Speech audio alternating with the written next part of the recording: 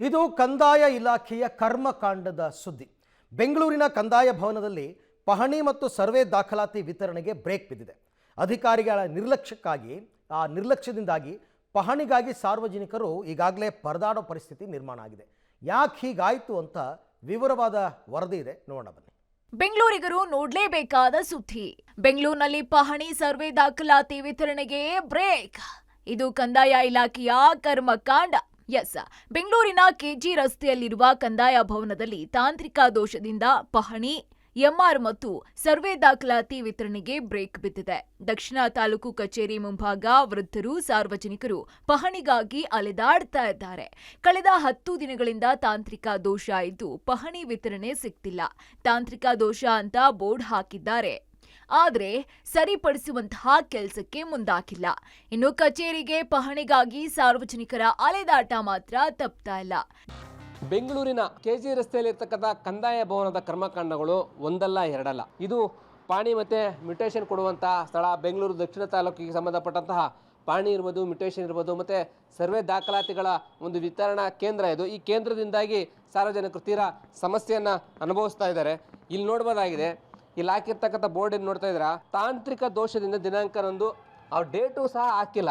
ಆದರೆ ಇಲ್ಲಿ ಸಾರ್ವಜನಿಕರು ಹೇಳೋ ಮಾಹಿತಿ ಪ್ರಕಾರವಾಗಿ ಸುಮಾರು 1 ವಾರ 10 ದಿನ ಆಯಿತು, ಓಪನ್ ಆಗಿಲ್ಲ ಅಂತ ಹೇಳಿ ಸಮಸ್ಯೆ ಹೇಳ್ಕೊಡ್ತಾ ಇದ್ದಾರೆ. ಇವರೆಲ್ಲರೂ ಕೂಡ ಇಲ್ಲಿ ಬಂದು ಪಾಣಿ ಪಡೆಯಲಿಕ್ಕೋಸ್ಕರ ಸಾಲಾಗಿ ನಿಂತಿರತಕ್ಕಂಥದ್ದು ಕಂಡು ಬರ್ತಾ ಇದೆ. ಬೆಂಗಳೂರಿನ ಬೇರೆ ಬೇರೆ ಏರಿಯಾ, ಹೊರವಲಯದ ಹಳ್ಳಿಗಳಿಂದ ಸಾರ್ವಜನಿಕರು ಕಂದಾಯ ಸೇವೆಗೆ ಅಂತ ಕೆಲಸ ಕಾರ್ಯ ಬಿಟ್ಟು ಬರ್ತಾರೆ. ಆದರೆ ಅಧಿಕಾರಿಗಳ ನಿರ್ಲಕ್ಷ್ಯ, ಬೇಜವಾಬ್ದಾರಿ ಕರ್ತವ್ಯದಿಂದ ಪರದಾಡುವಂತಹ ಸ್ಥಿತಿ ಎದುರಾಗ್ತಾ ಇದೆ. ಇನ್ನು ಕಂದಾಯ ಇಲಾಖೆಯಲ್ಲಿ ಈ ರೀತಿಯ ಮೂಲಭೂತ ಸಮಸ್ಯೆಗಳು ಹೆಚ್ಚಾಗ್ತಿವೆ. ಕಂದಾಯ ಸಚಿವ ಕೃಷ್ಣ ಬೈರೇಗೌಡ ಮಾತ್ರ ಗಮನ ಹರಿಸದೆ ನಿರ್ಲಕ್ಷ್ಯವನ್ನ ವಹಿಸ್ತಾ ಇದ್ದಾರೆ. ಇದು ಬರೀ ಬೆಂಗಳೂರಿನ ಕಂದಾಯ ಭವನದ ಸಮಸ್ಯೆ ಅಲ್ಲ. ಈ ತರಹ ಸಮಸ್ಯೆ ತುಂಬಾ ಕಂದಾಯ ಇಲಾಖೆಯಲ್ಲಿ ಇದೆ. ಕಂದಾಯ ಸಚಿವ ಕೃಷ್ಣ ಬೈರೇಗೌಡರು ಇಲಾಖೆಯಲ್ಲಿ ಆಗ್ತಾ ಇರುವಂತಹ ಲೋಪದೋಷ, ನಿರ್ಲಕ್ಷ್ಯತನದ ವಿರುದ್ಧ ಕ್ರಮ ವಹಿಸ್ತಾರಾ? ಕಾದು ನೋಡಬೇಕಾಗಿದೆ. Lokesh, public TV, Bengaluru. ತನ್ನ ವೈರಿಯನ್ನ, ತನ್ನ ದುಶ್ಮನನ್ನು ಜೈಲಿಗೆ ಕಳಿಸ್ಬೇಕು ಅಂತ ಆತನ ಸ್ಕೂಟಿಯಲ್ಲಿ ಡ್ರಗ್ಸ್ ಇಟ್ಟಂತಹ ಒಂದು ಖತರ್ನಾಕ್ ಸ್ಟೋರಿ ಇದು. ಬೆಂಗಳೂರಿನ ರಾಜರಾಜೇಶ್ವರಿ ನಗರದಲ್ಲಿ ಚೋಗಾರಾಮ್ ಎಂಬಾತನ ಮನೆಯಲ್ಲಿರುವ ಸ್ಕೂಟಿಯಲ್ಲಿ ಪೂನಾರಾಮ್ ಎಂಬಾತ ಅಫೀಮನ್ನು ಇರಿಸಿದ್ದ. ಸ್ಕೂಟರ್ನಲ್ಲಿ ಅಫೀಮ್ ಇಟ್ಟು ಪೊಲೀಸರಿಗೆ ಮಾಹಿತಿ ತಿಳಿಸಿ ದಾಳಿ ಕೂಡ ಮಾಡಿಸಿದ್ದ.